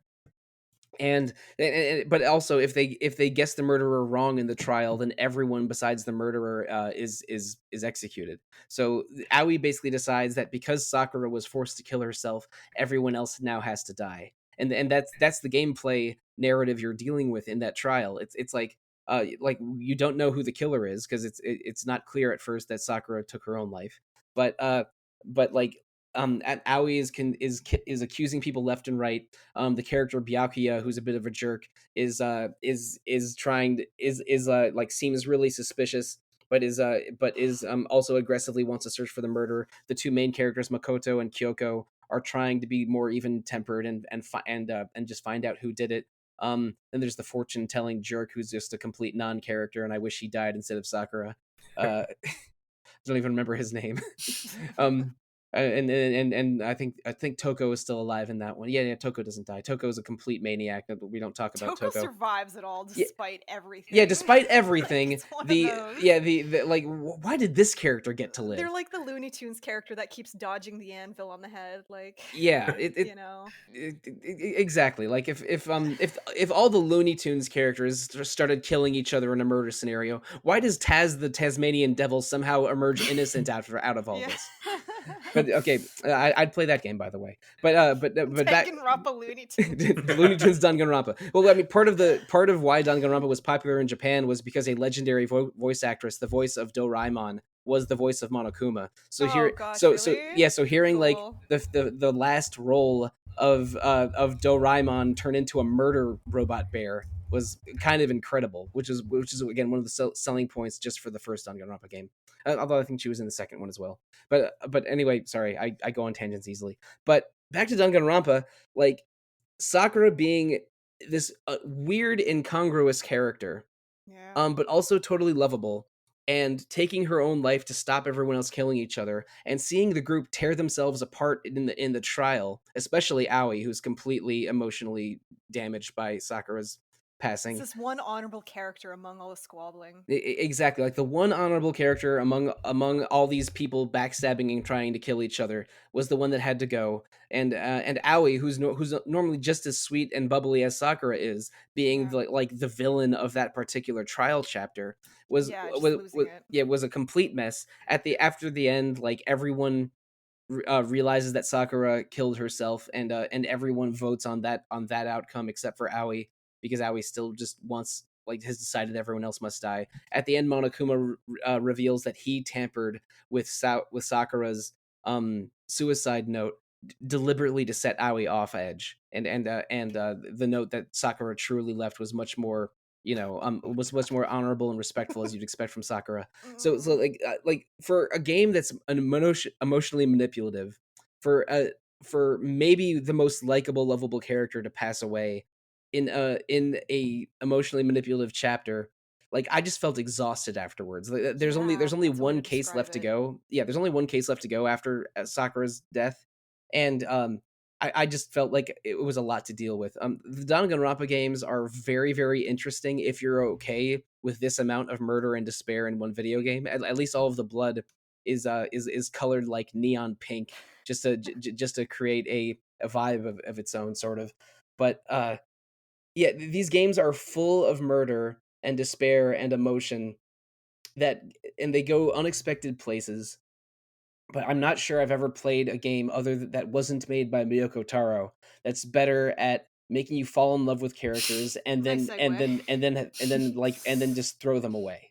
So I don't know if this was an endorsement or a warning against Danganronpa, but I mean, that it was a full blown endorsement for me because I was only half listening because I haven't played Danganronpa, so I'm trying to not Yeah, retain the same. information that you're saying. okay, yeah. So But sorry if I Totally spoiled good. oh, a it's couple fine. Don't moments. apologize.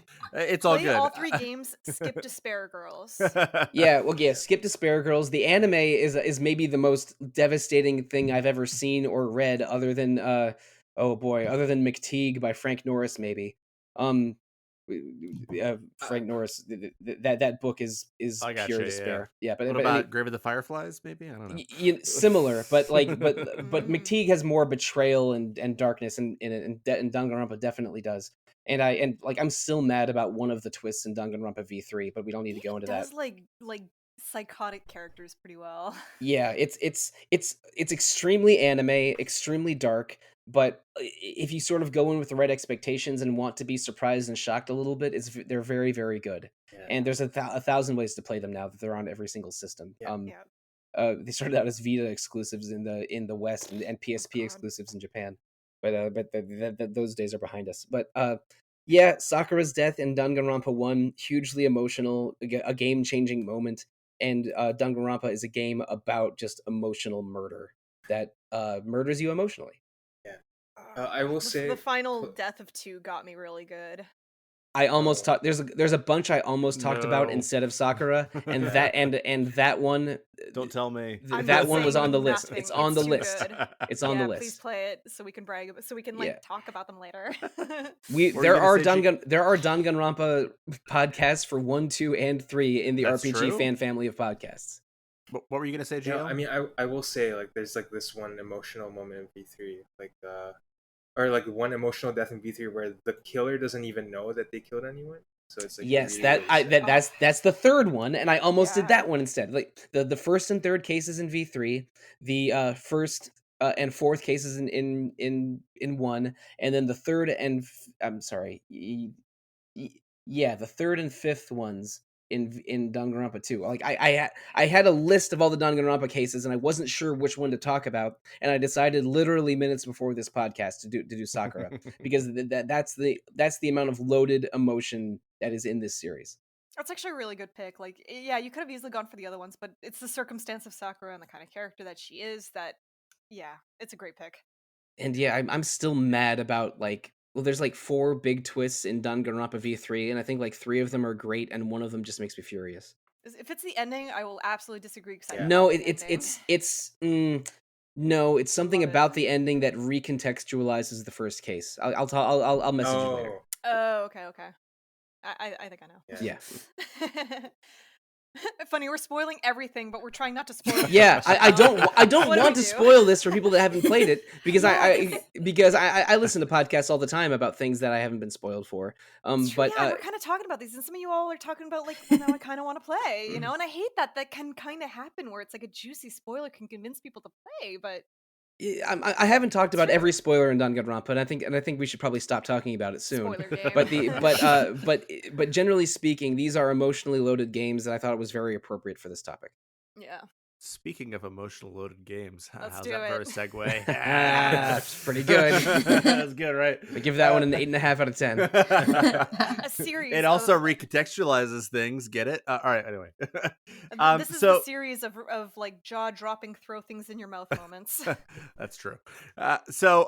We actually have 2 moments from a single game, and I almost said like, nah, we can't do that, and then I was like, wait a second, this game we could do 2 of them. It earns It's it. I'm the host today. I get to choose, and this is NieR Automata we're talking about here. And NieR Automata is worthy of being talked about twice. So my moment is later than Tin's. Yeah. So I am gonna go ahead and let Tin talk about her moment, and then I will talk about mine. Yeah. Be gentle. I'm I'm bringing Pascal's Despair, and QR podcast audience. Oh my god, Pascal. yeah, Pascal is just like this machine who's just so kind, compassionate, and practice pacifism and leading in his own village. Oh, by the way, I'm not sure if all of you know that Pascal is actually a male, but voiced as a female just because he wanted to sound soothing for the children. Let that be a prep. It's already you know? getting Yeah. it's already It gets getting way hard. worse from Okay, here. stop. So yeah, he believes that teaching the kids, like the people in his village, the concept of fear would like be beneficial to them, because like over the 100 years he has lived witnessing so many uh of his companions dying due to war between like the machine and the android. So like that's the path that he thinks that was right. So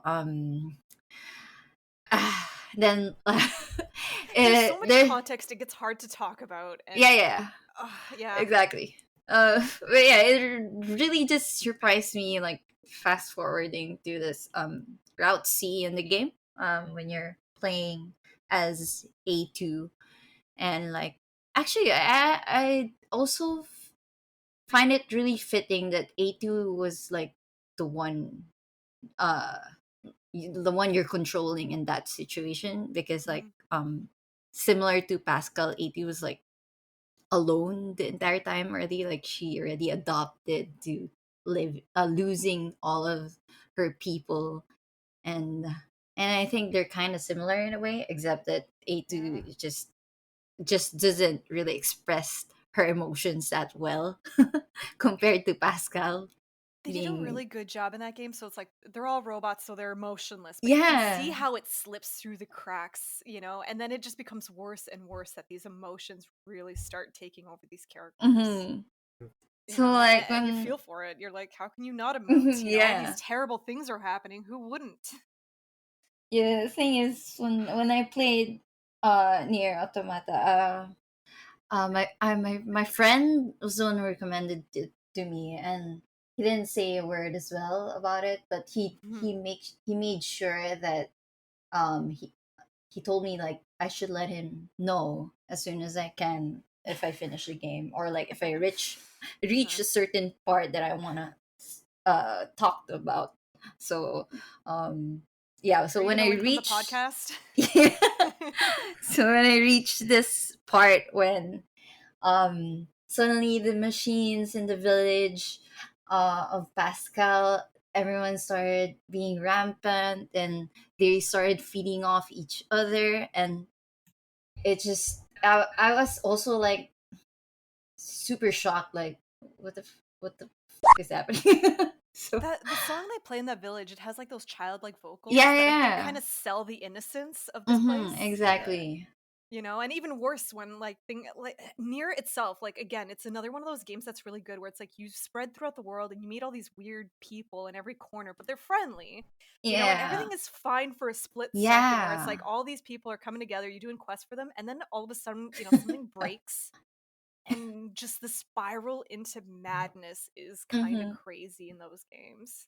And it's something that Yoko Taro does really well, probably the best with Drakengard, because that game is just Mm-hmm. evil incarnate in some Yeah. ways and made me never want to have babies again. But for those who know, no. Again? But yeah, there's always that one breaking point in near games where it's like everything is kind of okay, and like yeah, this kind of sad crapsack world is kind of getting on its feet, only for something, the bow breaks and everything falls Mm-hmm. apart. And yeah, so Pascal is, I think, one of those big moments where you investigate Yeah. something weird and you come back and everything is different.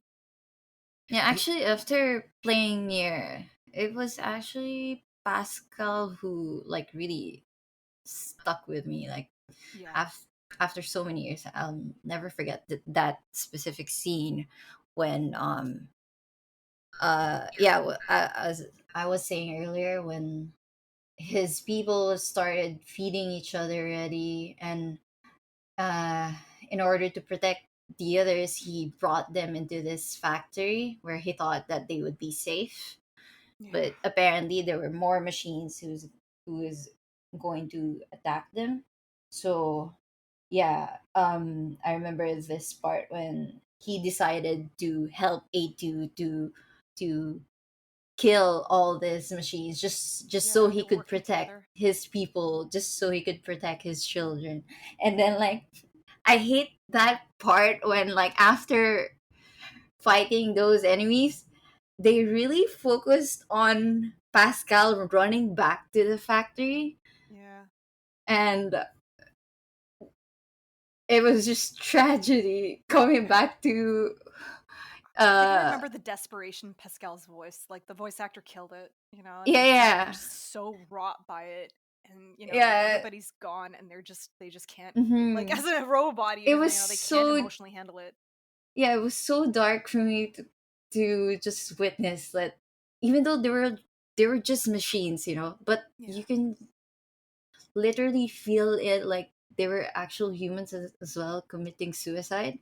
And the Yeah. fact that they were like kids there, so Yeah. it was like, what the hell, Yoko? Are you? Yeah, Hell, Yoko. What the hell, Yoko is should be the title of the next near game. I think part of it is that they're part of the game is that that like you don't need to be a human to be human. because Yeah. this is about a war between androids and robots, and Mhm. but the robots are like they're sort of cute looking. They have these round blank faces, Yeah. but then the friendly robots in Pascal's village are genuinely feel like robots that want peace. And throughout the game, you see robots that are sort of discovering emotions or Mhm. awakening to Some of them are emotions. wearing like hats. Yeah, you some of them know? are wearing Like- hats. Some of them are Yeah. some of them are trying to have sex with each other, but they don't totally Yeah. know what sex is. Mhm. So Yeah. they, and so like and This cannot continue. This yeah, cannot continue. yeah, and then Uh, and then some robots sort of like want to believe in a higher power, so they start a weird robot religion cult, Yeah. It's like with become that as part that you gods. become as gods moments was Yeah, just like I remember just like feeling a shiver up my spine. I was like, yeah, this is but so cool and creepy. and but Pascal wanting to teach robots fear, Yeah. Mhm. like and because it'll make them more human and more self-preserving, but for the fear to overwhelm the baby robots and have them take their own lives. I'm sorry, there's an unusual amount of suicide in this episode. It was Mhm. oh my god, especially since the Do you Pascal think we village should put a bit is of a the content warning at the yeah, start of maybe this we should episode? but yeah, Mhm. but for Pascal's village to be the village of peaceful happy robots with the children Yeah. singing in the background, and Yeah. then for Pascal, the nicest character in the game, to go through this emotional ringer watching or like viewing the aftermath of robot babies killing themselves is like what the hell, Yoko? I remember when you first enter that village, you follow a robot with a white flag. Like it's so Yeah, they dorky were and waving cute. them. No, Yeah. Waving you Pascal wants down. to communicate that they don't mean any harm, so Yeah. he asks Yeah. everyone in the village to wave white flags. And Yes, that's Mhm. and if you talk to some of the right. robots, they don't understand. They're like, "We're waving this white flag because it's fun," and in a way that's like it's all just sort of off, but all very endearing. And then they just completely burn it all down. Yeah. And the first NieR does that absolutely does that too. So like everything is fine. Oh. You got like a party of 3 people and like you're kind of like a weird motley crew family. And then there's one point that happens where you have to go do a boss fight in your first village and after that like everything just kind of slow descent of into Yoko Taroisms begins and it's just lots of bad Yeah. stuff from there on Yeah. out. Oh my god, these games. Yeah, I mean, I've talked a lot about NieR, both the first and the second on this podcast, so I won't spend a lot of time talking about it. But I think that Pascal moment, in terms of like pure emotional devastation, is the moment that I think is this game is at its strongest. Yeah. Mhm. There are other moments I'll talk about one in a moment that I think is even better, because it's doing something in a different way. But like the way it manages to humanize all of its Mhm. characters, and I Yeah. think that like the idea that like robots have consciousness too is a little bit tired, but I actually think this game is going so far beyond that, Yes. and Mhm. so far into the notions of how the robots try to seek humanity. And it criticizes the ways that robots and humans try to seek humanity. That I Mhm. think that it's really about like the ways in which we seek meaning, and I think that it's such an interesting way with Pascal to get to this idea that like Pascal tried to seek meaning through teaching them through about fear, and then their meaning became fear. And then what do we do with the idea of meaning? It destroys us when we live by it so absolutely. And like the fact that Pascal recognizes that, and also that it gets to the philosophical concerns of this game so well, is like it's stunning. It's such a good moment. We all wiped Pascal's memories, right? Like let him go back to his I village. walked away. Oh. Yeah, I think I was maybe overcome at that moment, but I was like, I don't want Pascal to live an empty existence when he was such this positive presence that just wanted robots to live peacefully and learn about themselves. Like it felt like I would be sentencing to prison to have him wipe his memories and send him back to the village. So I just walked away and let him decide his own fate, which ended up being a dark and sad choice. Is it like I mean we're already this far. It's a self-destruct, isn't it? I, I remember. I don't remember either, but I think if you go back, you do find Pascal's like I'm remains. 90% sure that Pascal's remains are there Yeah. afterwards. Yeah. Oh yeah, yeah. Mhm. I remember when you go back to the village. Yeah, so it's a lobotomized, basically a lobotomized Pascal, and it's selling like the cores you get from the Yeah. robots. Yeah. Oh And It's so man. horrific, essentially, but it's at yeah, least it's Pascal's essentially selling the happy. parts. Yeah. And so essentially, yeah, Pascal is selling the parts of the people Mhm. they protected, and that's like, oh my god. Yeah, I remember when I played this, I was just like going through heartbreak. But then after playing Automata, it's like I was more heartbroken playing this game. That is I'll do it. fair. Oh wow. Yeah. Here Goodness you go, gracious, that is podcast fair. games to heal a heartbreak. Yeah, I mean, I Something totally even understand that sadder. because actually, Yeah. the moment I'm about to talk about is that for me in almost all circumstances. So okay, so play NieR Automata to make your recent breakup seem a lot less bad. Exactly. Yeah. Exactly. No, I mean because like and my moment, which follows fairly closely on to Tin's, is ending E, which is such a remarkable moment in video games. I still don't think it has been topped. I think it's going to be a long time before it is topped in terms of of how it's working on a video game medium level, but also an emotional level and also a philosophical level. Yeah. So, those of you also like if you haven't played NieR Automata, please stop listening right now. Go play the game Should have done that ages immediately. ago. Exactly.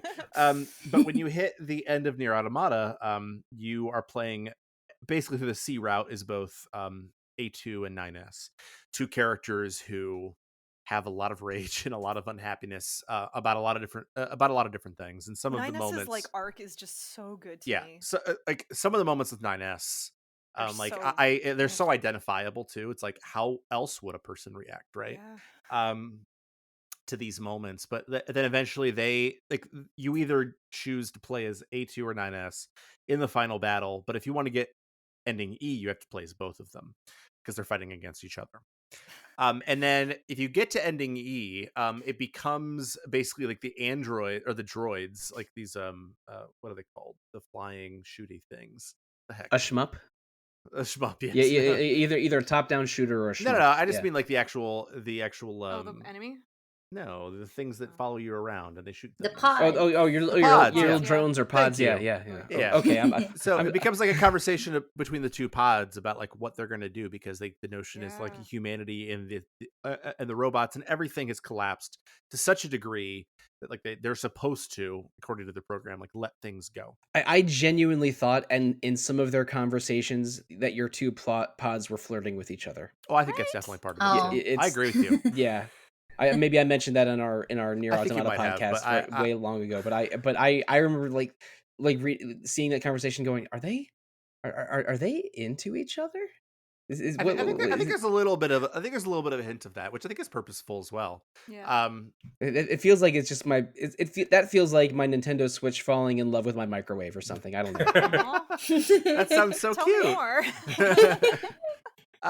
But I think that then after that they decide to like sort of reject their programming and fight against the creators, and then it becomes a shmup where you are literally firing on like the credits sequence, which is Oh, incredibly amazing. difficult. It's basically impossible to do on your own. I'm not sure if I've ever seen anybody do it on their own. I'm not sure if the game even allows that. I got pretty far, but it definitely became impossible. Yeah. And so then it asks if you want to take on other people's help. And it's and in one of my and it asks you a bunch of times. Or I actually only ask you once if you want help. I'll get to the bunch of times in a second here. And then you take help from other people who have cleared the game, other people who have been involved in this game. So it gets into this idea of video games. And then when you get to the end of it, it asks if you want to sacrifice yourself to help somebody else. And always the question, and they ask you like the question like 6 times because in order to help someone else, you have to delete your save data, which is way more powerful than it is in the original NieR, which I That's don't want so to get into emblematic. Yeah, that's just all those cute. elements in a second here, but like when it asks like will you help someone you don't even like, I think it's such a critical element of what this game is doing because like and I think that you're absolutely right in terms of you were talking about with Pascal and like the people like they're going to become as gods, they're trying to have sex, like all these different ways in which people try to find meaning, and when they attach meaning and they make meaning the thing they care about in their life, they forget about other people who don't agree with that meaning. And in this case, it forces you to fight for people who might not agree with your meaning. And I've beaten this game to completion 3 times. The first time, the girl I was dating had just cheated on me. The next time, she finally broke up with me. And then the last time, one of my other grandparents had just died. And so, like, I think about like the suffering that I was going through personally at those moments, and how this game forced me to remember that it's not about me. It's not about what I think and what I care about. It's about what I can do for other people, regardless of what I think of them. And I think that the fact that it gamifies it to such a degree, and it makes it, you take video games as a thing you participate in so seriously, but also forces you to think about how you treat other people, makes it the greatest game in video game history, or the greatest moment in video game history. And I think that it is stunning. And that is, thank you for coming to my TED Talk. But all right, I'm not gonna leave any notes, but I do have to ask. I mean, I think everyone here has played NieR Automata. But the first time you played it, did you delete it? Oh, I didn't. I It took me did. to the third time. I didn't. I couldn't let it go till the third time. Yeah, same. I did. No, I did it. I did. Yeah, I did it. Yeah. I also did. I when like I felt. I felt like I wouldn't have this experience of playing it again for the first time, and it was so powerful. I maybe I will revisit it someday, but it's like all these people helped me beat those final end credits, and that was such a powerful feeling. I feel like I have to give it back. So I didn't get every trophy, and maybe I will replay it someday. But I deleted my save file. Yeah, same here. I felt like I remember the game getting a little long in the tooth at that point, so I was just like, yeah, delete it. I've played it thoroughly. Still an amazing game, just like, a little warning to anybody who's excited to play it at this point. It kind of gets a little long at the end, but it's absolutely worth it just because of how many twists and bizarre scenes that I swear only Yoko Taro can pull off. Yeah. Like when you got the AIs fighting each other. I was like, what? Yeah. I kind of wish that a lot of other people who played it, like they would usually judge the game only just at the first part of the game. Like, please Like play it hot until the robots end. killing other robots. Yeah. So I think to fully like experience it, you really have to go through everything. Yeah. Like I'm like Sollosi. Like I was like, oh, I have to pay it back because like these people helped me, quote unquote. So I feel like I have to do it too. And like I wanted to go back for my trophies, but then I was like, okay, whatever. I'll just play it again one day. Don't worry, you can just buy them. Yeah, exactly. I wanted. Yeah, you can. I wanted to go back and buy them, but I was like, I don't know if I would be allowed to go back and do this. So I was like, okay, I'll just pay it back now. I don't think my girlfriend has played this game, so I'm wondering if I could play it together and see someone else experience it for the first time. Oh, you. Aw. But it might make Oh. her so upset that she breaks up with me. So No, I'll we Peer love a pressure Nikki your- here. Don't do that. I'll think about that for a little longer. Isn't it fun when we can peer pressure, our friends and significant others to play stuff to Yep. emotionally drain them? I'm still trying to get Alana to Experience play Leonard too, but it's fine. Oh, it's such a good game. Yeah, I think I'm gonna Oh, get has it played Tim it? to. I'm gonna get Tim to play Mother 3 at some point. Ah, Yeah, he actually must. showed me the last part as well, and I watched it too. And I also cried. This is coming from someone who hasn't even played it yet. yeah, it's that powerful. And I am happy to announce that Nikki is halfway through Yakuza Like a Dragon as That's we very speak. important. It's such a fun game though, like from start to bottom. I was just laughing Yeah, my head off. It's excellent. Okay, I hate to pull one of those, but oh my god, I actually had one of those moments. Okay, at the very end of Yakuza Like a Dragon, when Ichiban is looking over the river, over the bridge or whatever, and everyone's talking, I had a power failure, and I can't believe that actually happened to me. Oh no. It was like literally 10 seconds from the end. We popping talk about up on RPG screen. emotions. That's rage. That's rage. That's rage Yes. right there. Oh my god, never That's mind. rage Keep right this there. in. It's on topic. One time, my mom accidentally pulled the plug on me. Like I was playing Suikoden 1, and I was like 2.5 hours that saving, and I lost all of it, and I cried. I was so mad.